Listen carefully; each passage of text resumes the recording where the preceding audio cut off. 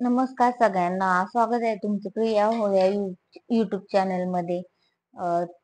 तर चला मग आता डायरेक्ट आपल्या विषयाकडे बोलूया, कारण आज हा खूप गंभीर विषय आहे. अ, गंभीर विषय म्हणण्यापेक्षा खूप महत्वाचा आणि इम्पॉर्टंट विषय आहे. काय होतं माहितीये का, समाजामध्ये वावरताना बऱ्यापैकी महिला त्या महिलाचे दुश्मन बनतात. त्यांना काय वाटतं काय माहिती, पण एखादी लेडी ज्या वेळेस खूप शिकलेली असते किंवा तिच्या ओळखीच्याच काही महिला असतात, त्या त्या दुसऱ्या महिलावर हसत असतात. पण त्यांना त्यांची रिअल परिस्थिती माहित नसते. पण त्यांना असं काय माहिती, खूप एक छान असा आनंद मिळत जातो की अरे रे रे, एवढी शिकली पण काय उपयोग नाही, वाया गेली, असं तसं. आणि युट्यूबवर किंवा कुठेही सोशल मीडियावरती व्हिडिओ बनवून टाकणे ही त्यांना खूप अशी आलतू फालतू गोष्ट वाटते. पण मला त्या ताईंना सांगायचंय असं, जे कोणी अशा हसणाऱ्या किंवा बोलणाऱ्या किंवा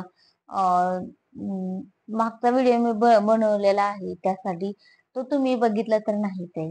त्यामध्ये मी स्पष्ट सांगितलेलं आहे की ज्या महिला की घरी असतात, एवढे शिकलेल्या असतात, त्या स्वतः जॉब करू शकतात बाहेर, आणि नाही नाही म्हणलं तरी 20-30 हजार तरी सहजच कमवू शकतात. इतपत तरी शिक्षण झालेलं असतं त्यांचं. पण काही कारण असतात की त्यामुळे त्यांना घराबाहेर पडता येत नाही आणि जॉब करता येत नाही. त्यामुळे त्या फ्रस्ट्रेशन मध्ये जातात. पण फ्रस्ट्रेशन मध्ये जाण्यापेक्षा त्या त्यांची जबाबदारी इतक्या चांगल्या पद्धतीने पार पडतात. मला तर असं वाटतं की की त्यांनी पैशापेक्षा जास्त महत्व त्यांच्या जी कारण आहेत, की कारण म्हणजे कोणची, त्यांची लहान बाळ असतात की त्यांना सोडून ते जाऊ शकत नाहीत. आणि गेल्या तरी सारखं त्यांच्या मनामध्ये किंवा असं गोंधळ निर्माण राहणार की माझं बाळ कसं असेल, काय असेल, काय असेल, अशा गोष्टी करतात. आणि बऱ्यापैकी काही महिला जॉब करत करत आपल्या म्हणजे लेकरांना पण सांभाळतात.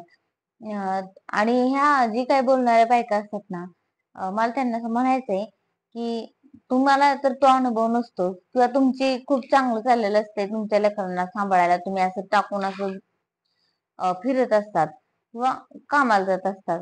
तुम्हाला तुमच्या लेकरांचा थोडाफार विचार नसतोच. त्यांचं बालपण त्यांना जगवण्यासाठी त्यांच्या आई वडिलांपैकी कोणाला त्यांच्या जवळ आयुष्य घालवावं लागतं किंवा त्यांचा सांभाळ करणं गरजेचंच असतं.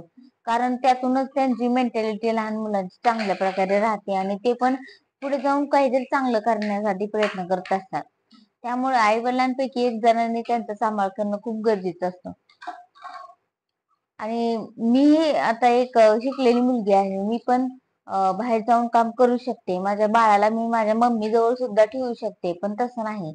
मला असं वाटतं की मी माझा पूर्ण टाइम मी तिला लहानपणी दिला पाहिजे.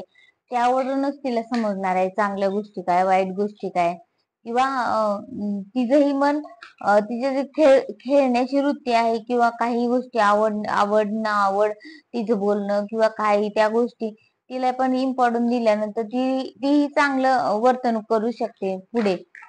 त्यासाठी मला तिला त्या गोष्टी शिकवणं गरजेचं आहे स्वतःहून. नाहीतर लेकरांमध्ये खूप बदल घडत जातात. ते मला होऊ द्यायचं नाही. तिच्यामध्ये जे काय आहे ती पॉझिटिव्हिटीच निर्माण करायची. निगेटिव्ह विचार तिच्या मनामध्ये आले नाही पाहिजे. म्हणून अशा बायकांना मला सांगायचं की तुम्ही दुसऱ्या महिलांना नाव ठेवण्यापेक्षा अगोदर तुम्ही स्वतः कसे आहात ते बघा.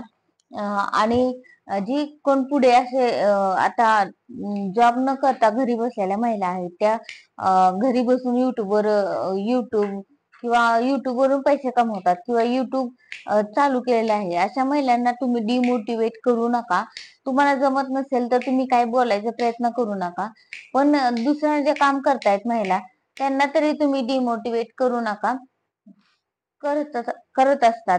त्यामुळे एक स्त्री आहे ना, तर दुसऱ्या महिलाचा तुम्ही रिस्पेक्ट केला पाहिजे किंवा तिच्या अडचणी तुम्हाला समजल्या पाहिजेत लवकरात लवकर.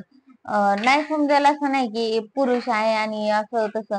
मग तुम्ही पण एक महिला आहे, तुम्हाला कळलं पाहिजे की हिची नक्की अडचण काय असू शकते किंवा ही काय का अशा प्रकारे वागू शकते किंवा असे एवढं शिक्षण घेऊन ती जॉब का करत नसेल, हे कळलं पाहिजे तुम्हाला. आणि जॉब का करत नसेल तो माझा पर्सनल व्हिडिओ आहे, तो मी शेअर केलाय. मी जॉब करत का नाहीये, पण माझं सोडलं तर इतर बायकांबद्दल मी तुम्हाला बोलण्याचा प्रयत्न करते की कोणत्याच महिलांनी कुठल्याच महिलेसाठी अशी निगेटिव्हिटी निर्माण नाही केली पाहिजे.